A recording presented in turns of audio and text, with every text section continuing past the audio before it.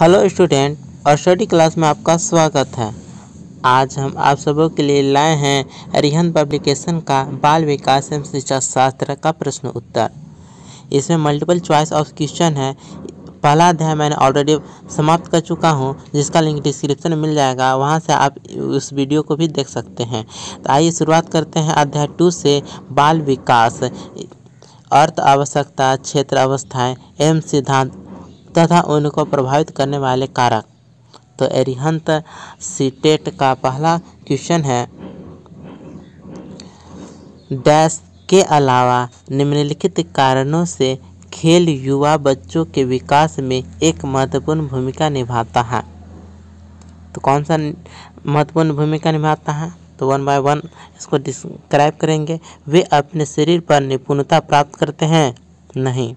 यह उनके इंद्रियों को उत्तेजित करता है? नहीं, इंद्रियों को उत्तेजित करने से का कोई उपाय नहीं है। यह समय बिताने का एक सुखद तरीका है? जी हाँ, तो खेल समय बिताने का एक सुखद तरीका है। इसके अतिरिक्त बच्चों के विकास में महत्वपूर्ण भूमिका निभाता है। दूसरा क्वेश्चन है, शरीर के केंद्रीय भाग से परिधियों या अग्रागों की ओर का विकास दर्शाता है? तो कौन सा दर्शाता है? तो मध्य बाह्य विकास के सिद्धांतों को दर्शाता है। मध्य बाह्य विकास का सिद्धांत या समीपयता विकास का सिद्धांत यह बताता है कि वृद्धि तथा विकास निकट से दूर की ओर के क्रम का अनुकरण करता है। निकट से दूर का, ठीक है। आइए तीसरा प्रश्न की ओर आते हैं। प्रश्न है, निम्नलिखित में से कौन सा आयु समूह परवर्ती बाल्यावस्था श्रेणी के अंतर्गत आता है? तो वह है 9 से 12 वर्ष। 9 से 12 वर्ष तक की आयु परवर्ती बाल्यावस्था के अंतर्गत आता है। चौथा प्रश्न की ओर आते हैं। प्रश्न है, इन कथनों में से आप किससे सहमत हैं? तो पहला ऑप्शन है, एक बच्चा अनुत्तीर्ण होता है क्योंकि सरकार विद्यालयों में पर्याप्त प्रौद्योगिकी संस्थान प्रदान नहीं कर रही है। गलत, ऐसा नहीं है। एक बच्चे की असफलता के लिए वंशानुक्रम घटकों को प्रत्यक्ष रूप से जिम्मेदार ठहराया जा सकता है जिसे उसने अपने माता पिता से अर्जित किया है? नहीं। वंशानुक्रम विकास के लिए प्रभावी होता है, लेकिन सीधे तौर पर हम उसे जिम्मेदार नहीं ठहरा सकते। तीसरा ऑप्शन, एक बच्चे की असफलता व्यवस्था तथा बच्चे के प्रति प्रतिक्रिया करने में इसकी असमर्थता का एक प्रतिबिंब है। सही। एक बच्चा असफल तभी होता है जब उसका व्यवस्था असफल होता है। जब बच्चे में कोई प्रतिक्रिया नहीं होती है, कोई रुचि नहीं होती है, तब वह बच्चा असफल होता है। पांचवा प्रश्न, इनमें से कौन सा बाल विकास का एक सिद्धांत है? तो बताइएगा इनमें से कौन सा एक बाल विकास का सिद्धांत है? तो पहला ऑप्शन है, विकास परिपक्वन तथा अनुभव के बीच अन्योन्य क्रिया की वजह से घटित होता है। बिल्कुल राइट आंसर है, तो यही इसका ऑप्शन सही होगा। छठा क्वेश्चन है, बाल केंद्रित कक्षा की एक प्रमुख विशेषता है कि उसमें। तो ऑप्शन एक, शिक्षक की भूमिका ज्ञान को सीखने के लिए उसे प्रस्तुत करना है और शिक्षार्थियों का मानक मानदंडों का आकलन करना है। गलत। मानदंड का आकलन करना जहां आएगा वह निगेटिव हो जाएगा, वह आंसर नहीं होगा। दूसरा ऑप्शन, शिक्षक के मार्गदर्शन से शिक्षार्थियों को अपनी समय की समझ का निर्माण करने के लिए उत्तरदायी बनाया जाता है, जो बिल्कुल सही है। तो राइट आंसर बी होगा। बाल केंद्रित शिक्षा इसमें कहेंगे चाइल्ड सेंटर्ड एजुकेशन। बाल केंद्रित शिक्षा कहेंगे चाइल्ड सेंटर्ड एजुकेशन।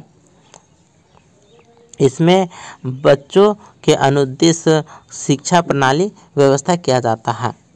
7वां प्रश्न, 1 वर्ष तक के शिशु जब आँख, कान व हाथों से सोचते हैं तो निम्नलिखित में से कौन सा स्तर होता है? तो वह है इंद्रिय जनित गामक स्तर। हम लोग जानते हैं कि इंद्रिय 5 होते हैं, आँख, कान, नाक, जीभ, त्वचा, और यहाँ पे आँख कान, हाथ ये इंद्रिय आता है। तो इसमें संवेदी क्रियात्मक स्तर इंद्रिय जनित गामक स्तर इसमें आता है, क्योंकि आँख, कान, नाक, जीभ, त्वचा ये सब 5 ज्ञानेंद्रिय हैं। ये ज्ञानेंद्रिय के अंदर ही ये आएगा। 8वां प्रश्न, इनमें से कौन सा सिद्धांतकार यह मत स्पष्ट करता है कि बच्चे अपनी वृद्धि व विकास हेतु कठोर अध्ययन करते हैं? तो वह है मैस्लो। मैस्लो के वृद्धि की अभिप्रेरणा के सिद्धांत के आधार पर यह कहा गया है कि बच्चे अपनी वृद्धि तथा विकास के लिए अत्यधिक कठोर अध्ययन करते हैं। ठीक है। 9वां प्रश्न, पूर्व विद्यालय में पहली बार आया बच्चा मुक्त रूप से चिल्लाता है। 2 वर्ष पश्चात वही बच्चा जब प्राथमिक विद्यालय में पहली बार जाता है तो अपना तनाव चिल्लाकर व्यक्त नहीं करता, अपितु उसके कंधे व गर्दन की पेशियां तन जाती है। उसके इस व्यवहारिक परिवर्तन का क्या सैद्धांतिक आधार हो सकता है?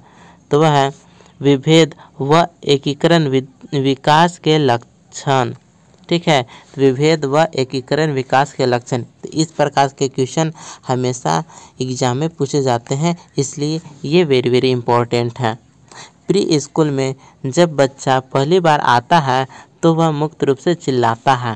उसका तनाव स्वाभाविक रूप से चेहरे पर दिखता है तथा अभिभावक परेशान होते हैं। वही बच्चा जब 2 वर्ष बाद प्राथमिक विद्यालय में आता है तो वह अपना तनाव चिल्लाकर व्यक्त नहीं करता, बल्कि उसकी पेशियों में तनाव आता है। यह व्यवहारिक परिवर्तन बच्चों के विभेद व एकीकरण विकास के लक्षण हैं। तो इम्पोर्टेंट क्वेश्चन है ये।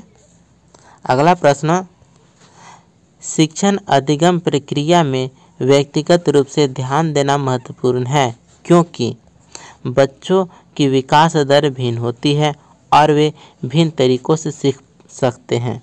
ठीक है, प्रत्येक बच्चा व्यक्तिगत रूप से भिन्न होता है और सभी में सीखने का तरीका अलग अलग होता है।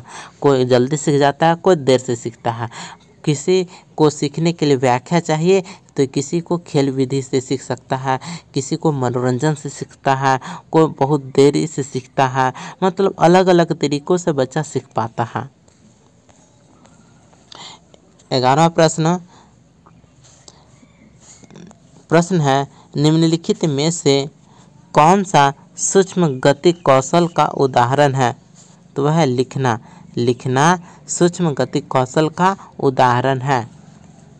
12वां प्रश्न, प्राथमिक कक्षा में सकारात्मक वातावरण निर्मित करने के लिए एक शिक्षक को क्या करना चाहिए? तो उसे विभेद नहीं करना चाहिए और प्रत्येक बच्चे के लिए समान लक्ष्य सुनिश्चित करने चाहिए। तो शिक्षक के नज़रों में सभी बच्चे या सभी स्टूडेंट एक समान है, इसलिए उनमें विभेद नहीं करना चाहिए, उनमें अलग नहीं करना चाहिए और सभी के लिए एक लक्ष्य सुनिश्चित करना चाहिए। प्रश्न है, नर्सरी कक्षा से शुरुआत करने के लिए कौन सी विषय वस्तु सबसे अच्छी है? तो वह कौन सी है? मेरा परिवार। देखोगे कि पहला क्लास में मेरा परिवार या इसी संबंधित बहुत सारे कहानियाँ या किताब में छपे रहते हैं। किताब में घर के बारे में दिया रहता है कि रहा किचन, तो ये है माँ ये सो खाना बना रही है और घर के बारे में बहुत सारा चीज़ लिखा रहता है। तो नर्सरी में मेरे परिवार से ही विषय वस्तु शुरुआत हो जाती है। तो नर्सरी कक्षा में आरंभ करने के लिए मेरा परिवार विषय वस्तु एक थीम के रूप में सर्वाधिक महत्वपूर्ण है। 14वां प्रश्न, शिक्षा का अधिकार अधिनियम 2009 के क्रियान्वयन के बाद कक्षा कक्ष क्या हो जाता है? तो अप्रभावित है। तो गलत, अप्रभावित नहीं है। जेंडर के अनुसार अधिक समझाती है, तो ऐसा गलत है। आयु के अनुसार अधिक समझाती है, तो ये ऑप्शन सी सही होगा। तो शिक्षा का अधिकार अधिनियम 2009 के क्रियान्वयन के बाद कक्षा कक्ष अप्रभावित है, क्योंकि यह विद्यालय में कक्षा की औसत आयु को प्रभावित नहीं करता। इस कानून का लक्ष्य 6 से 14 वर्ष के बच्चों को निःशुल्क तथा अनिवार्य शिक्षा प्रदान करना है। इस कानून द्वारा कक्षा कक्ष को आयु के अनुसार अधिक समायोजित किया गया है। 15वां प्रश्न, मिश्रित आयु वर्ग के विद्यार्थियों की कक्षा में व्यवहार रखने वाले शिक्षक के लिए डैश का ज्ञान सर्वाधिक महत्वपूर्ण है। तो वह है विकासात्मक अवस्थाओं। तो शिक्षक के लिए अपनी कक्षा कक्ष के प्रबंधन तथा कक्षा में शामिल छात्रों के व्यवहार को समायोजित रखने की जिम्मेदारी होती है। 16वां प्रश्न, निम्नलिखित में से किस अवस्था में बच्चे अपने समवयस्क समूह के सक्रिय सदस्य हो जाते हैं? तो वह किशोरावस्था में। किशोरावस्था में बच्चे अपने समवयस्क समूह के सक्रिय सदस्य हो जाते हैं। किशोरावस्था की आयु है 12 से 18 वर्ष। बच्चे के विकास के सिद्धांतों को समझना शिक्षक की सहायता करता है। ठीक है, तो इसमें कौन सा ऑप्शन सही होगा? शिक्षार्थियों को क्या पढ़ाना चाहिए यह औचित्य स्थापित करने में बिल्कुल गलत है। शिक्षार्थियों की भिन्न अधिगम शैलियों को प्रभावी रूप से संबोधित करने में ये ऑप्शन सही है।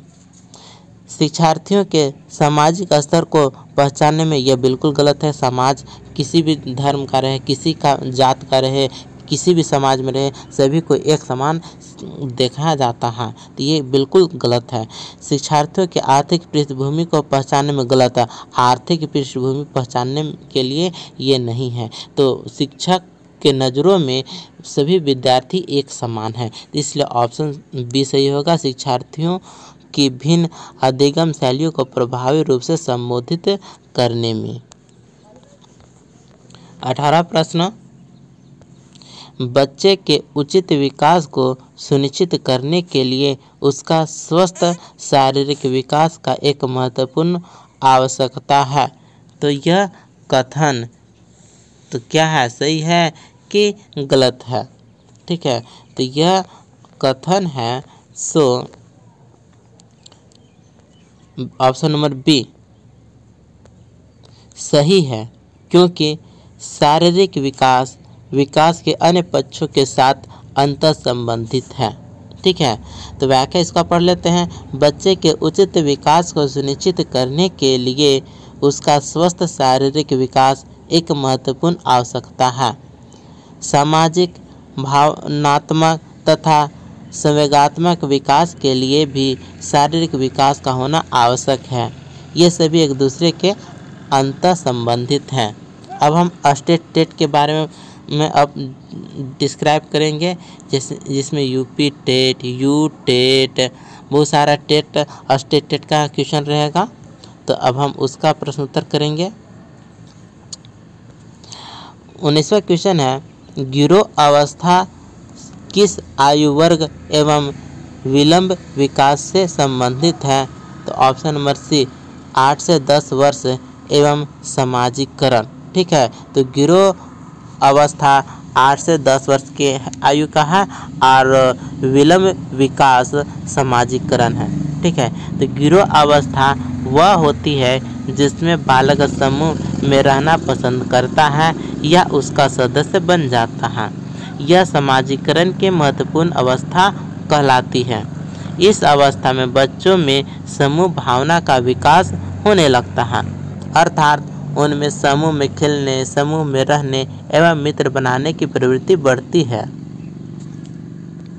20वां प्रश्न, निम्न में से कौन सी बाद की बाल्यावस्था के बौद्धिक विकास की विशेषता नहीं है? तो है भविष्य की योजना की सूझबूझ नहीं है। तो यहाँ निगेटिव दिया ना, तो यहाँ पर निगेटिव देंगे, तो ये कौन सा है? सूझबूझ नहीं है, मतलब ये गलत होगा। ठीक है। तो बाल्यावस्था में बालक भविष्य के प्रति चिंतित रहता है, इसलिए वह तनाव में रहता है। वह भविष्य की योजनाओं के प्रति सूझबूझ का प्रदर्शन नहीं कर पाता। भविष्य के प्रति सूझबूझ बाल्यावस्था से ऊपर अर्थात किशोरावस्था की विशेषता होती है, जबकि विज्ञान की काल्पनिक कथाओं में रुचि एवं बढ़ती तार्किक क्षमता आदि बाल्यावस्था की विशेषता है।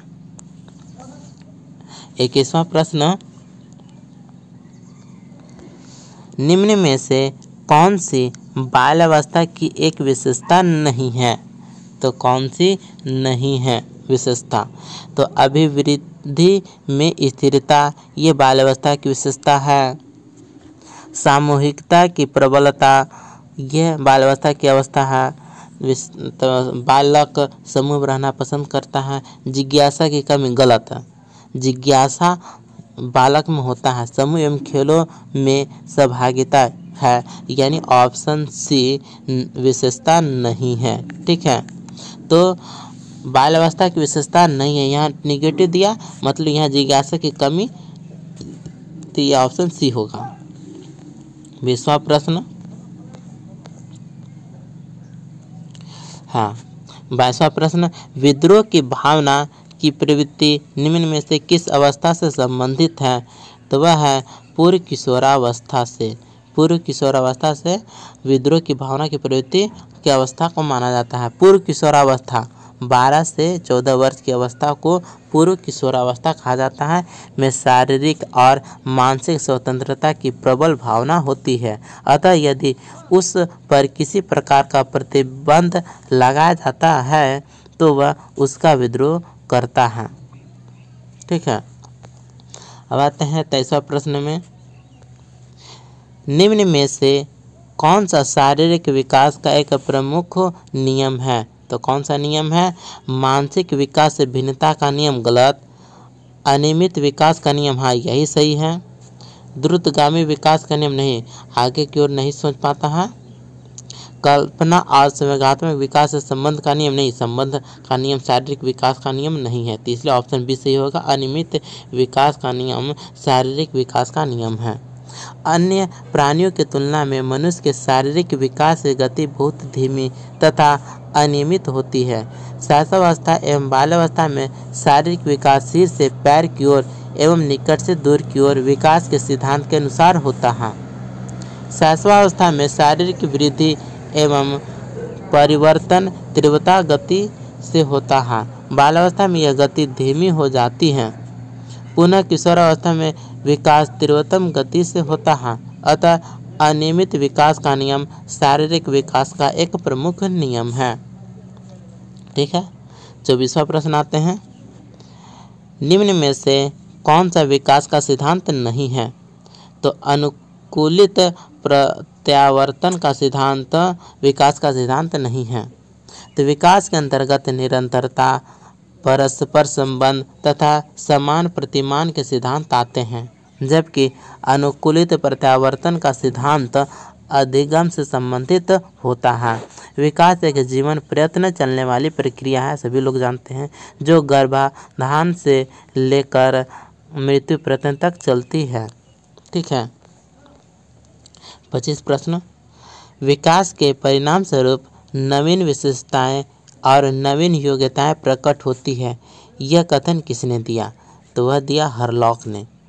हरलॉक के अनुसार विकास की प्रक्रिया बालक की गर्भावस्था से उसकी मृत्यु तक एक क्रम में चलती है तथा प्रत्येक अवस्था का प्रभाव दूसरी अवस्था में पड़ता है। इन्होंने बालक के विकास की परिभाषित करते हुए कहा है, विकास एक परिणाम स्वरूप नवीन विशेषताएं हैं और नवीन योग्यताएं प्रकट होती है। हरलॉक के अनुसार विकास के अंतर्गत आने वाली सभी परिवर्तन क्रमबद्ध होते हैं। कोई एक निश्चित परिवर्तन एक विशेष परिवर्तन के पहले या बाद घटित होता है। क्वेश्चन नंबर 26, शारीरिक विकास को प्रभावित करने वाला कारक कौन सा है? शारीरिक विकास को कौन सा कारक प्रभावित करता है? तो वह है वंशानुक्रम, वातावरण, खेल तथा व्यायाम यानी ये सभी। शारीरिक विकास को प्रभावित करने वाले कारकों में वंशानुक्रम, वातावरण तथा खेल एवं व्यायाम, भोजन, परिवार की स्थिति, दिनचर्या, विश्राम तथा निद्रा आदि आते हैं। ठीक है। 77 क्वेश्चन, किसने कहा है कि बच्चे संसार में लैंग्वेज एक्विजिशन डिवाइस के साथ जन्म लेते हैं? किसने? वे कहे हैं नाओम चोम्स्की ने। नाओम चोम्स्की ने बताया कि बच्चे संसार में लैंग्वेज एक्विजिशन डिवाइस यानी भाषा अधिग्रहण यंत्र के साथ जन्म लेते हैं।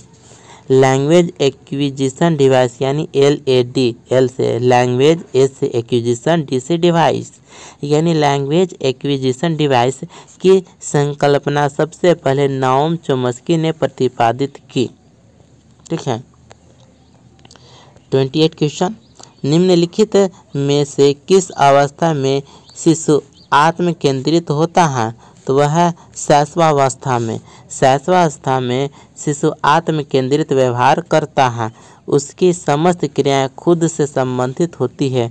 3 वर्ष तक की अवस्था में बच्चा दूसरों के हाथों से खिलौना छीनने का प्रयास करता है। उसमें मैं और मेरा का भाव सामने आता है, मतलब आत्म केंद्रित है, केवल अपने बारे में सोचता है। तो वह है शैशव अवस्था में।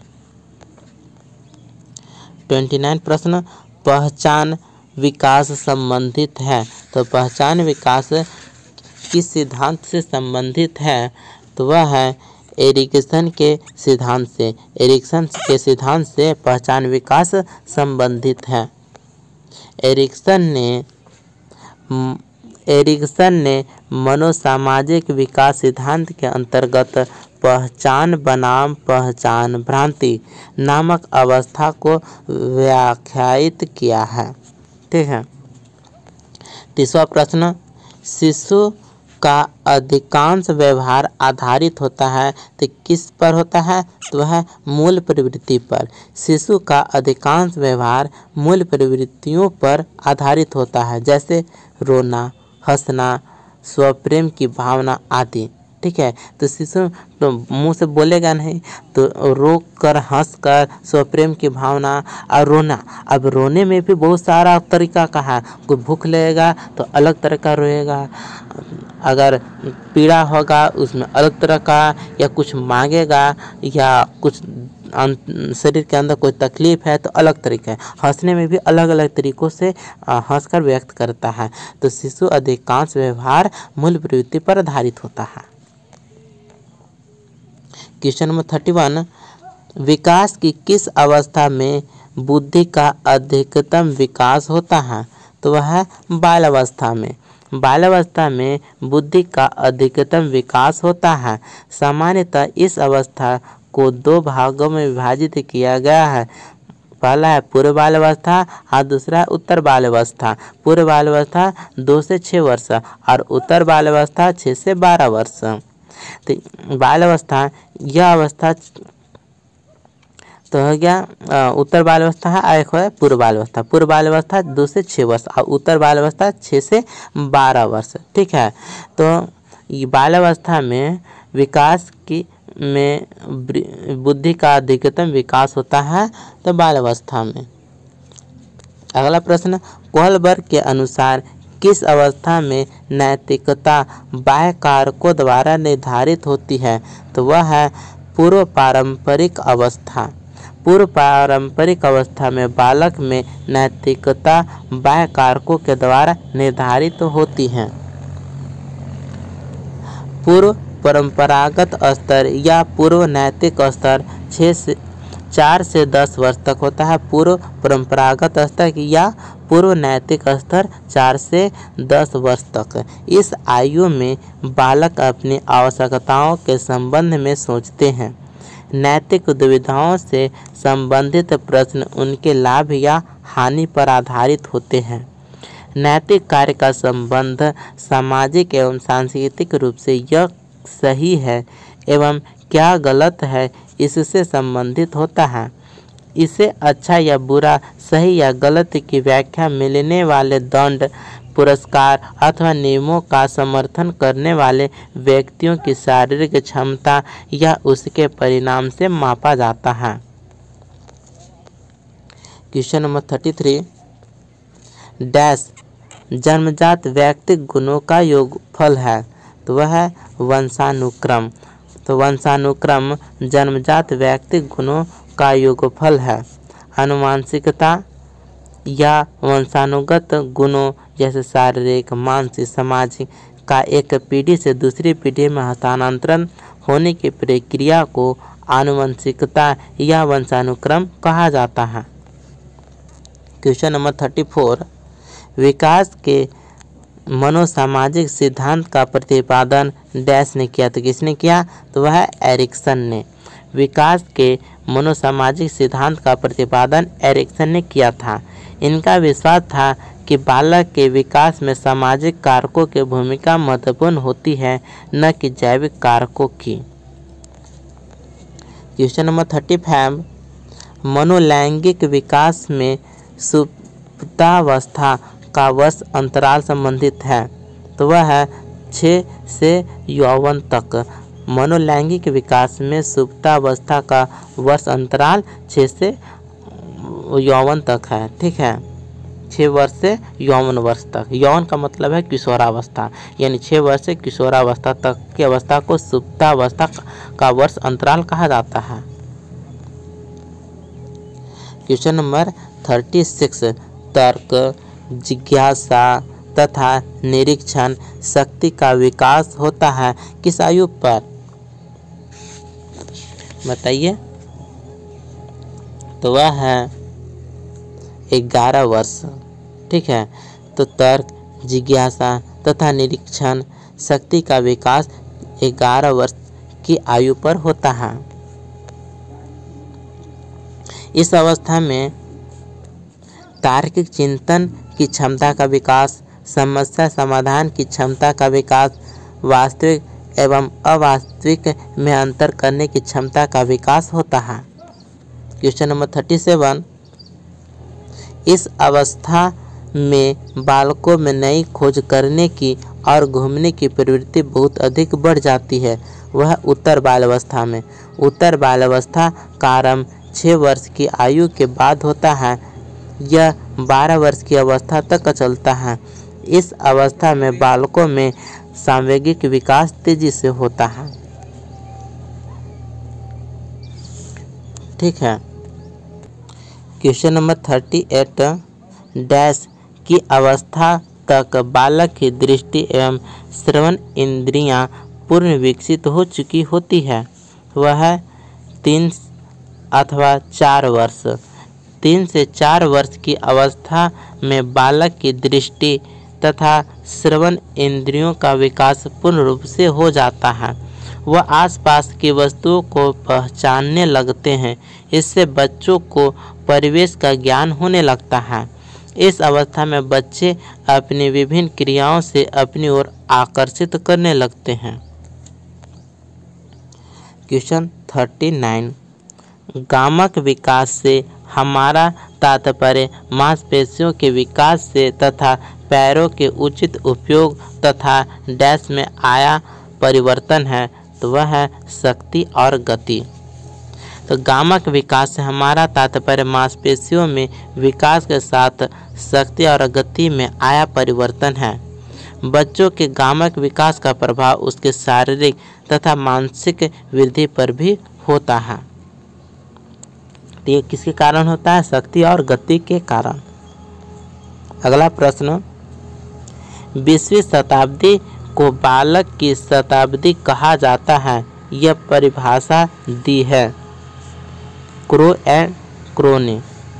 क्रो एवं क्रो ने 20वीं शताब्दी को बालक की शताब्दी कहा है। बाल मनोविज्ञान का प्रारंभिक अध्ययन फ्रांस में हुआ। पिकॉट ने सर्वप्रथम बाल मनोविज्ञान को दिशा दी। 20वीं शताब्दी में कई विद्वानों ने बालकों के मनोविज्ञान का प्रभावपूर्ण अध्ययन प्रारंभ किया। जी. स्टेनले हॉल, जीन पियाजे, अन्ना फ्रायड जैसे मनोवैज्ञानिकों ने 20वीं शताब्दी में अपने अध्ययन के केंद्र को बच्चों को रखा। ठीक है, इसलिए 20वीं शताब्दी को बालक की शताब्दी कहा किसने? क्रो एवं क्रो ने।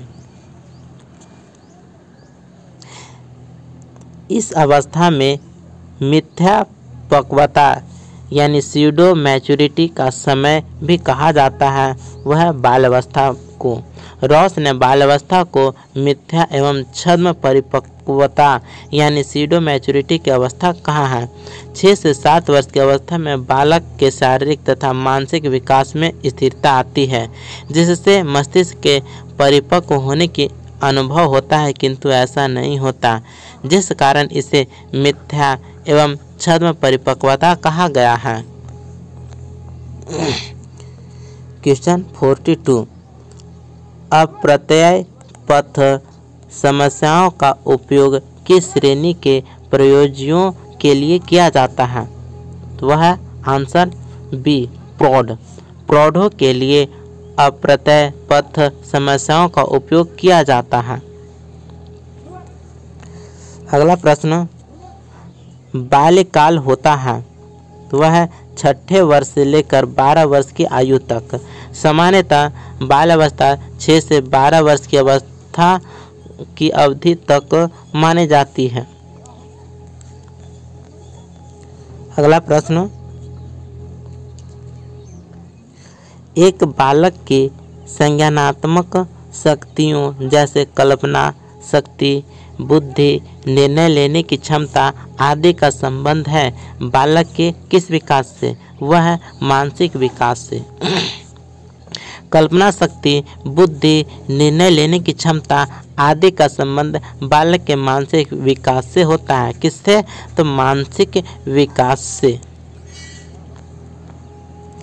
45 क्वेश्चन बच्चों के संज्ञानात्मक विकास को सबसे अच्छे तरीके से कहाँ परिभाषित किया जा सकता है? तो वह है विद्यालय एवं कक्षा में। तो कहाँ? विद्यालय एवं कक्षा में। संज्ञानात्मक या मानसिक विकास से तात्पर्य बालक की उन सभी मानसिक योग्यताओं या एवं क्षमताओं में वृद्धि और विकास से है जिनके परिणाम स्वरूप विभिन्न प्रकार की समस्याओं को सुलझाने में अपनी मानसिक शक्तियों का पर्याप्त उपयोग कर पाता है। कल्पना करना, स्मरण करना, विचार करना, निरीक्षण करना, अवलोकन, बुद्धि तर्क, समस्या समाधान करना, निर्णय लेना इत्यादि की योग्यताएं मानसिक विकास के फलस्वरूप ही विकसित होता है। और ये कहाँ पर होता है? पूर्ण रूप से वह विद्यालय कक्षा में। अगला प्रश्न निम्नलिखितों में से कौन सी एक बालक की मनोज्ञात्मक गतिविधि नहीं है? तो खेलना है, गेंद फेंकना गतिविधि है, लिखना गतिविधि है, सोचना यह कोई गतिविधि नहीं है, मनोगत्यात्मक गतिविधि नहीं है। मनोगत्यात्मक विधि में बालक द्वारा गतिशील स्थिति में क्रियाशील रहता है।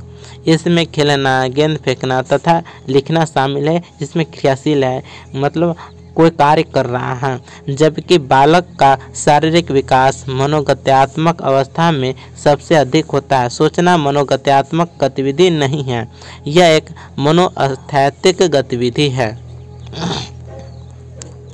47 क्वेश्चन निम्नलिखित में से कौन सी नैतिक आदत नहीं है? तो सत्य बोलना नैतिक आदत है, सहानुभूति दिखाना नैतिक आदत है, सही उच्चारण करना यह नैतिक आदत नहीं है। ठीक है, जीव पर दया दिखाना नैतिक आदत है। तो कौन सा आंसर होगा? Option C. तो सही उच्चारण करना नैतिक आदत नहीं है।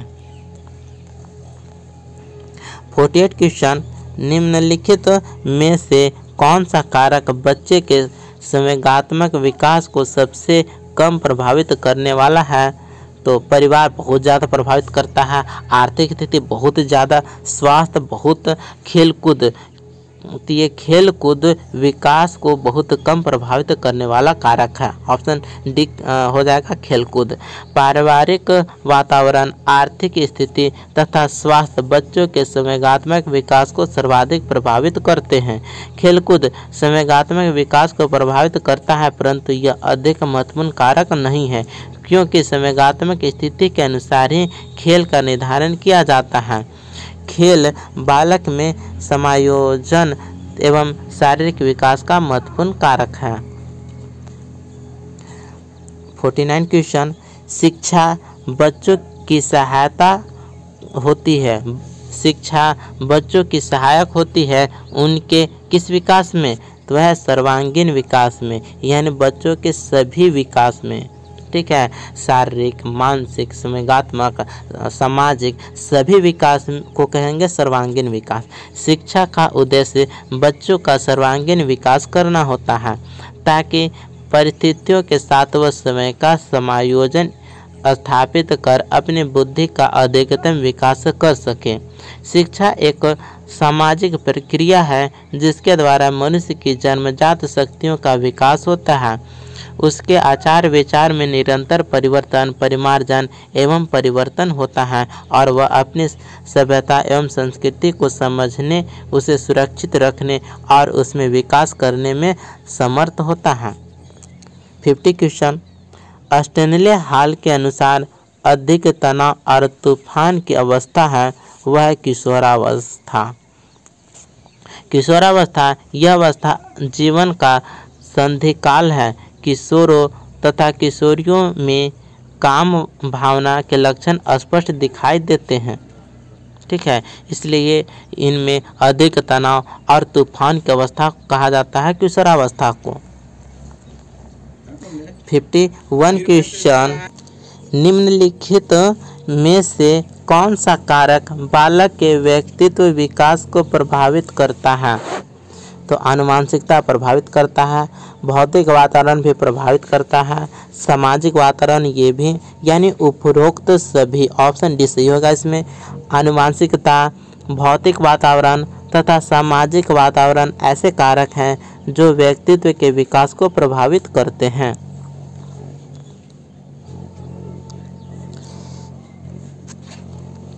(52) क्वेश्चन,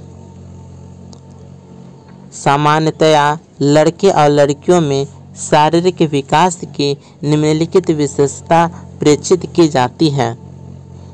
तो वह ऑप्शन सी, लड़कियां शारीरिक विकास में 2-3 वर्ष आगे होती हैं। लड़कों का शारीरिक विकास लड़कियों की अपेक्षा मंद गति से होता है। सामान्यतः लड़कियां शारीरिक विकास में लड़कों की अपेक्षा 2 से 3 वर्ष आगे रहती हैं। किशोरावस्था में लड़के व लड़कियों की लंबाई बहुत तेजी से बढ़ती है। लड़कों की लंबाई 18 वर्ष तक और उसके बाद भी बढ़ती रहती है। लड़कियां अपनी अधिकतम लंबाई पर लगभग 16 वर्ष की आयु में पहुंच जाती हैं। लड़कों का शारीरिक विकास लड़कियों की अपेक्षा मंद गति से होता है। सामान्यतः लड़कियां शारीरिक विकास में लड़कों की अपेक्षा 2 से 3 वर्ष आगे रहती है। 53 क्वेश्चन, निम्नलिखित में से कौन सा मानसिक विकास संबंधी विशेषता नहीं है? तो वह है सहयोगात्मक अभिवृत्ति। संज्ञानात्मक या मानसिक विकास से तात्पर्य बालक की उन सभी मानसिक योग्यताओं एवं क्षमताओं में वृद्धि और विकास से है जिनके परिणाम स्वरूप विभिन्न प्रकार की समस्याओं को सुलझाने में अपनी मानसिक शक्तियों का पर्याप्त उपयोग कर पाता है। अगला प्रश्न, निम्नलिखित में से किशोरावस्था के संदर्भ में कौन सा कथन सत्य नहीं है? यहाँ देखोगे सत्य नहीं है, नेगेटिव वोट दे दिया है। तो कई नवीन आंतरिक तथा बाह्य परिवर्तन दिखाई देता है, ये पॉजिटिव है। यह आयु अत्यधिक संवेगात्मक होती है, जो सही है। बुद्धि अपनी चरम सीमा तक पहुंचने का प्रयास करती है, सही है। आत्मचेतना कम होती है, गलत। आत्मचेतना कम नहीं होती है। तो ये ऑप्शन डी हम इसका आंसर डी होगा, आत्मचेतना को कम हो जाती है। किशोरावस्था में आत्मचेतना का प्रभाव कम हो जाता है, यह कथन असत्य है, क्योंकि इस अवस्था में आत्मचेतना की प्रवृत्ति अन्य पूर्व दो अवस्था शैशवावस्था बाल्यावस्था से अधिक होती है। 55 क्वेश्चन, कक्षा 1 में बच्चों में भाषा कौशल का विकास किस क्रम में होना चाहिए? तो वह सुनना, बोलना, पढ़ना, तब लिखना। सबसे पहले सुनेगा, तब बोलेगा, तब पढ़ेगा, तब लिखना। भाषा सीखने का क्रम सुनना, बोलना, पढ़ना तथा लिखना है। अगला प्रश्न, अपने आप को प्रेम करने की प्रवृत्ति को क्या कहते हैं? तो वह नार्सिसिज्म की प्रवृत्ति। नार्सिसिज्म का सिद्धांत सिगमंड फ्रायड द्वारा प्रतिपादित एक प्रसिद्ध सिद्धांत है। नार्सिसिज्म का अर्थ है स्वयं से प्रेम करने की प्रवृत्ति। 57 क्वेश्चन, मानव विकास की वह अवस्था जिसे सुनहरी अवस्था कहा जाता है वह है बाल्यावस्था। बाल्यावस्था को सुनहरी अवस्था कहा जाता है। बाल्यावस्था को मानव विकास की सुनहरी अवस्था कहा जाता है। इस अवस्था को दो भागों में विभाजित किया गया है। पूर्व बाल्यावस्था 2 से 6 वर्ष, उत्तर बाल्यावस्था 6 से 12 वर्ष। अगला प्रश्न, पद संवेगात्मक क्रांति किस अवस्था से अधिक जुड़ा हुआ है? तो वह है किशोरावस्था से। संवेगात्मक क्रांति का अर्थ है संवेगों में पूर्ण परिवर्तन तथा नए संवेगों का प्रतिस्थापन। इस प्रकार का परिवर्तन मानव विकास की किशोरावस्था की मुख्य विशेषता होती है। अगला प्रश्न, शैशवावस्था होती है वह इनमें से कोई नहीं। रॉस के अनुसार 1 माह से 3 वर्ष तक की आयु के शिशुओं की अवस्था को शैशवावस्था कहा जाता है। इस दौरान शिशुओं का शारीरिक विकास तीव्र गति से होता है। बालक की शारीरिक वृद्धि के साथ साथ उनमें मानसिक विकास भी होता है। तो कब से? तो 0 से 3 वर्ष तक। किसके अनुसार? रॉस के अनुसार। प्रश्न है, शैशवावस्था मानव विकास की प्रमुख अवस्था है। वह है प्रथम। मानव विकास की पहली अवस्था शैशवावस्था है। प्रथम अवस्था शैशवावस्था, द्वितीय अवस्था बाल्यावस्था, तृतीय अवस्था किशोरावस्था, चतुर्थ अवस्था प्रौढ़ावस्था। मतलब शैशवावस्था, बाल्यावस्था, किशोरावस्था, प्रौढ़ावस्था। इसमें पहला अवस्था शैशवावस्था हो गया। अगला प्रश्न, बालक के व्यक्तित्व की नींव की अवस्था में पड़ती है। तो वह बचपनावस्था में। शैशवावस्था के बाद बाल्यावस्था यानी बचपनावस्था 6 से 12 वर्ष की अवधि का दौर है। यह पूर्व किशोरावस्था है। बालक के व्यक्तित्व का विकास बाल्यावस्था में आरंभ हो जाता है।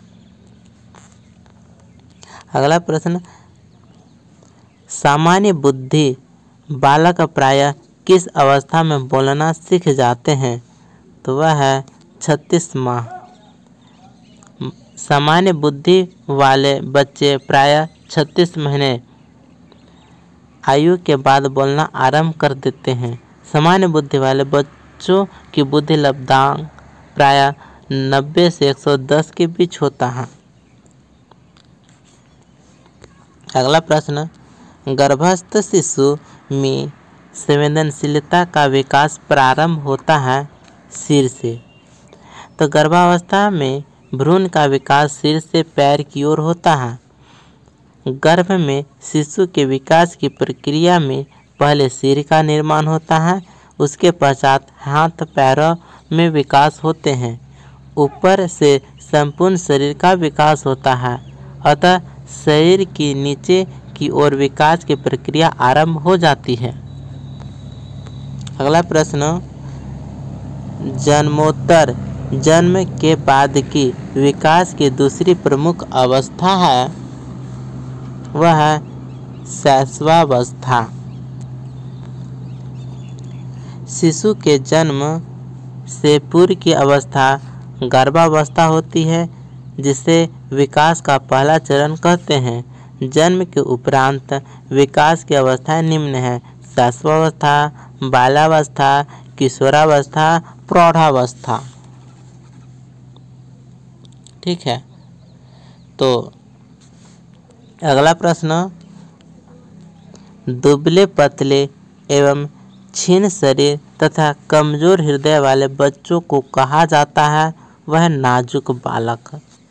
नाजुक बालक का तात्पर्य ऐसे बच्चे से है जो दुबले पतले एवं क्षीण शरीर तथा कमजोर हृदय वाले होते हैं। अगला प्रश्न, वीर पूजा की भावना जागृत होती है, वह किशोरावस्था में। किशोर बालक का बौद्धिक विकास पर्याप्त होता है। वह हमेशा असाधारण कार्य करना चाहता है, दूसरों का ध्यान आकर्षित करने के लिए नए कार्यों को करने का प्रयास करता है। किशोरावस्था विद्रोह का समय है। इस समय वीर पूजा की प्रवृत्ति का विकास किशोरावस्था में होता है। बालक किसी प्रसिद्ध व्यक्तित्व को अपना आदर्श मानकर अपने व्यवहार को समायोजित करने का प्रयास करता है। अगला प्रश्न, शारीरिक एवं मानसिक परिपक्वता प्राप्त व्यक्तियों को कहा जाता है किशोर। किशोरावस्था में बालक का शरीर और मानसिक क्षमता का पूर्ण विकास हो जाता है। नेक्स्ट प्रश्न, 9 वर्ष के बालक की नैतिक तर्कना आधारित होती है। वह किसी कार्य के भौतिक परिणाम उसकी अच्छाई या बुराई को निर्धारित करते हैं। किसी कार्य के भौतिक परिणाम उसकी अच्छाई या बुराई को निर्धारित इस बात पर करते हैं कि 9 वर्ष के बालक में नैतिक तर्कना आधारित होती है। इस आयु में नैतिक कार्य का संबंध सामाजिक एवं सांस्कृतिक रूप से क्या सही है एवं क्या गलत इससे संबंधित होता है। अगला प्रश्न, निम्न में से कौन सा कथन मिडिल स्कूल स्तर के विद्यार्थियों के विकास से सहमति नहीं रखता? वह इस अवस्था में अधिकांश बालक तीव्र गति से वृद्धि प्राप्त नहीं करते, ये सहमति नहीं रखता है। अगला प्रश्न, वयः संधि काल में निम्न में से कौन सा बाह्य अभिव्यक्ति नहीं है? तो इनमें से कौन सा बाह्य अभिव्यक्ति नहीं है? तो ऑप्शन डी, सक्रिय खेलों के स्थान पर बैठे रहकर खेलना अधिक पसंद करना। वयःसंधि काल वस्तुतः बाल्यावस्था तथा किशोरावस्था के संक्रमण का काल है। इस समय बाल्यावस्था तथा किशोरावस्था के मिश्रित गुणों का समावेश बच्चों में होता है। इस अवस्था में बच्चे अस्थिर, अशांत तथा विद्रोही प्रवृत्तियों से युक्त होते हैं। वह इस दौरान समूहीकरण को अधिक पसंद करते हैं तथा सक्रिय खेलों के स्थान पर बैठकर खेलने में उन्हें उत्साह का अनुभव नहीं होता है। अगला प्रश्न, कुपोषण के प्रभाव के बारे में निम्न में से कौन सा कथन सत्य नहीं है? यहाँ पर देखोगे निगेटिव वर्ड दे दिया नहीं है। तो जीवन के बाद के वर्षों में यह मस्तिष्क की कोशिकाओं को प्रभावित करता है, तो यह सत्य नहीं है। यह बालकों को सीखने की योग्यताओं को प्रभावित करता है, सही है। बालक निराश एवं आशंकित रहते हैं, सही है। यह कद को प्रभावित करता है, सही है। तो कौन सा ऑप्शन होगा? Option A. कुपोषण का संबंध भोजन तथा स्वास्थ्य संबंधी अनुपलब्धताओं से है। यह शारीरिक तथा मानसिक विकृतियों के रूप में सामने आता है, किंतु कुपोषण के कारण मस्तिष्क कोशिकाएं प्रभावित नहीं होती। वस्तुतः कुपोषण वृद्धि एवं विकास के लिए आवश्यक तत्वों की अल्पता से प्रेरित विकार है। अगला प्रश्न, निम्न कक्षाओं में शिक्षण की खेल विधि आधारित है तो वह है विकास एवं वृद्धि के मनोवैज्ञानिक सिद्धांत पर। प्राथमिक कक्षाओं में शिक्षण की खेल विधि विकास और वृद्धि के सिद्धांत पर आधारित होती है। छोटे बच्चे प्राथमिक स्तर के पुस्तकों पर आधारित अधिगम की तुलना में खेलों के माध्यम से अधिक प्रभावशाली तरीके से सीखते हैं। साथ ही खेल उनके शारीरिक विकास पर भी गहन सकारात्मक प्रभाव डालता है एवं उन्हें भावी भविष्य के लिए तैयार करता है। अगला प्रश्न, शिक्षा की किंडरगार्टन पद्धति का प्रतिपादन किया वह फ्रोबेल ने।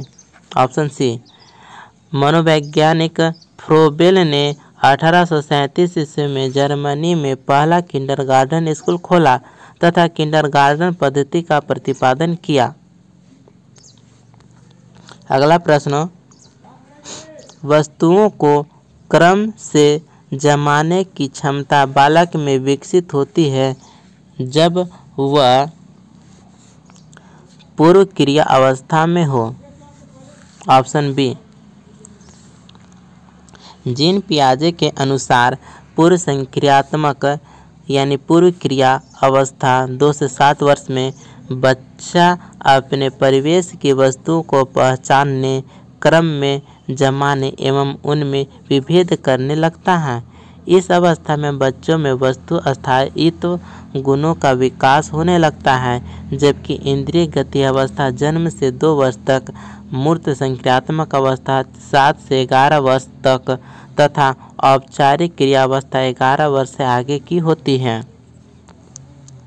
अगला प्रश्न, दूसरे वर्ष में अंत तक शिशु का शब्द भंडार हो जाता है, वह 100 शब्द। शिशु के भाषाई विकास की प्रक्रिया जन्म से आरंभ हो जाती है। 2 वर्ष की अवस्था तक शिशु बच्चे के पास 100 शब्दों का भंडार होता है। अगला प्रश्न, शर्म तथा गर्व जैसी भावना का विकास किस अवस्था में होता है, वह बाल्यावस्था में। बाल्यावस्था संवेगात्मक दृष्टि से महत्वपूर्ण है। इस अवस्था में बच्चों में मूल संवेगात्मक लक्षणों का सृजन होता है। शर्म तथा गर्व जैसी भावना का विकास इस अवस्था में देखने को मिलता है। अगला प्रश्न, शैशवावस्था की मुख्य विशेषता क्या नहीं है। यहाँ देखोगे नहीं पूछ रहा है। तो सीखने की प्रक्रिया की तीव्रता जो है, जिज्ञासा की प्रवृत्ति सही है, अनुकरण द्वारा सीखने की प्रवृत्ति सही है, चिंतन प्रक्रिया गलत। तो ऑप्शन डी होगा। शैशवावस्था में बच्चा चिंतन करने में सक्षम नहीं होता है। यह जन्म से 5 से 6 वर्ष की अवस्था तक होता है। इस अवस्था में संवेगों में लगातार वृद्धि होती है। अतार्किक चिंतन की प्रक्रिया बाल्यावस्था में आरंभ होती है। अगला प्रश्न, तनाव और क्रोध की अवस्था है वह किशोरावस्था।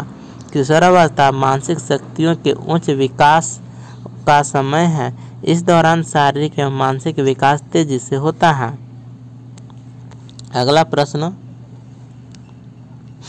सीखने की प्रोजेक्ट विधि किस अवस्था के लिए उपयोगी है, तो वह है बाल्यावस्था, पूर्व बाल्यावस्था और किशोरावस्था। ये सभी में ऑप्शन डी सही होगा।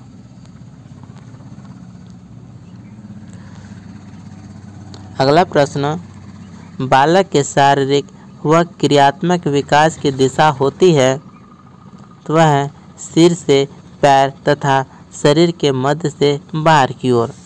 भ्रूणावस्था में विकास की दशा सिर से पैर की ओर होती है। गर्भावस्था में बच्चे का सिर पहले बनता है तथा बाद में सिर के बाद पैर विकसित होते हैं। जन्म के बाद बच्चे का पहले सिर उठता है और बाद में पैरों पर चलता है। शरीर के विभिन्न अंगों का विकास अलग अलग होता है। 5-6 वर्ष की अवस्था में शरीर के मध्य भाग से बाहर की ओर शारीरिक विकास होता है।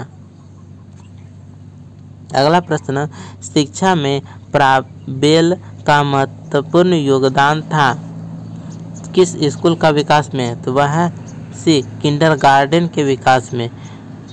फ्रेडरिक विलियम अगस्ट फ्रोबेल ने किंडरगार्टन यानी बालवाड़ी की संकल्पना की।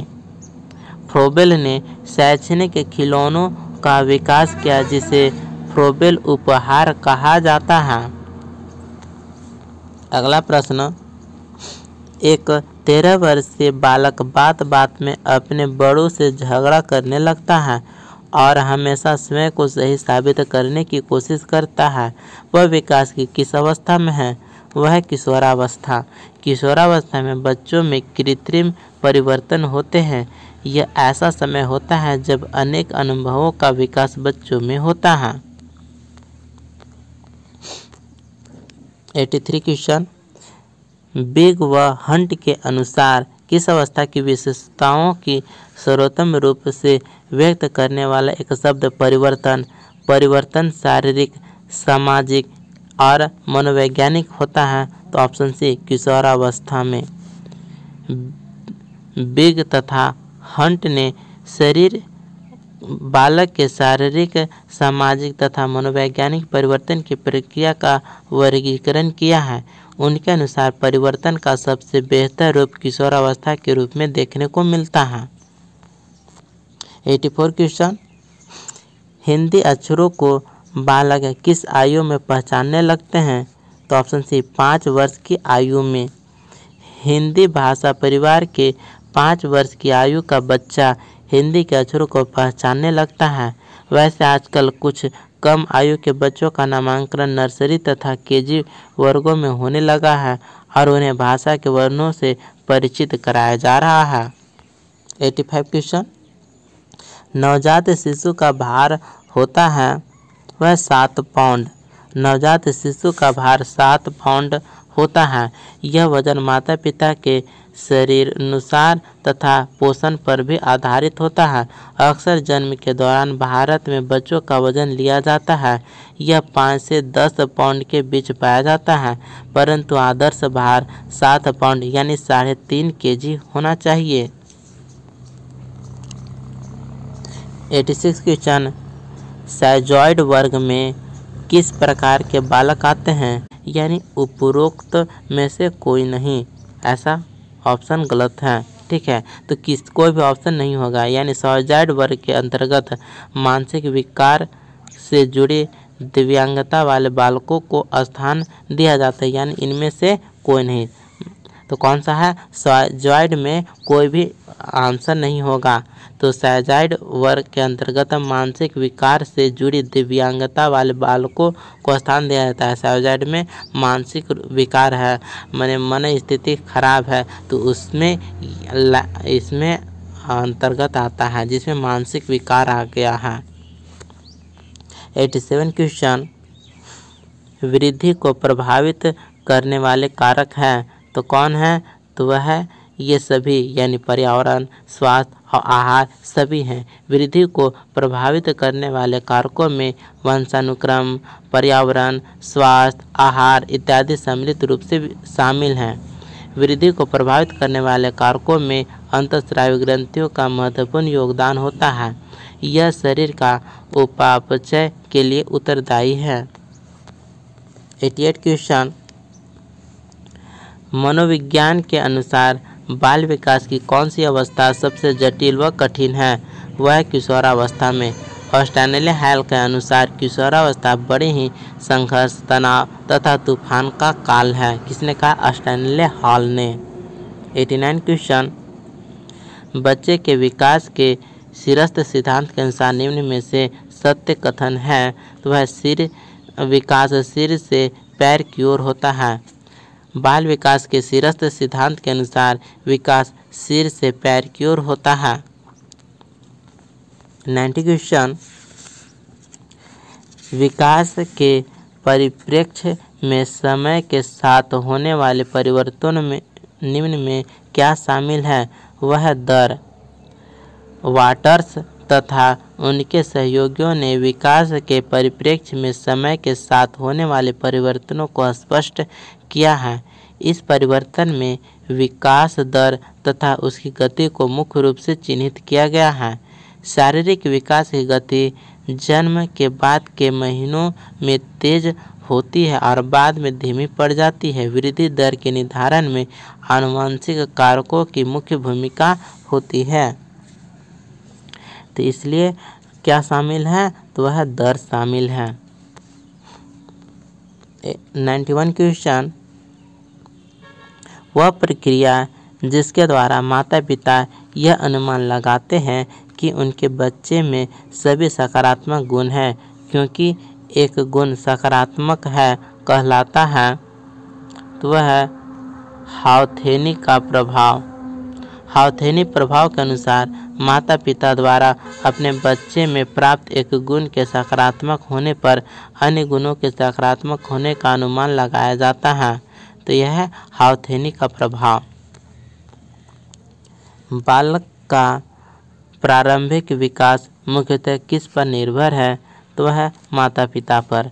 बालक का प्रारंभिक विकास माता पिता पर निर्भर करता है। माता पिता ही उसके प्रथम शिक्षक तथा घर उसकी प्रथम पाठशाला होती है। 93 क्वेश्चन, मनुष्यों में विकास की सबसे तीव्र गति होती है किशोरावस्था में। मानव मनुष्य के विकास की सबसे तीव्र गति किशोरावस्था में होती है।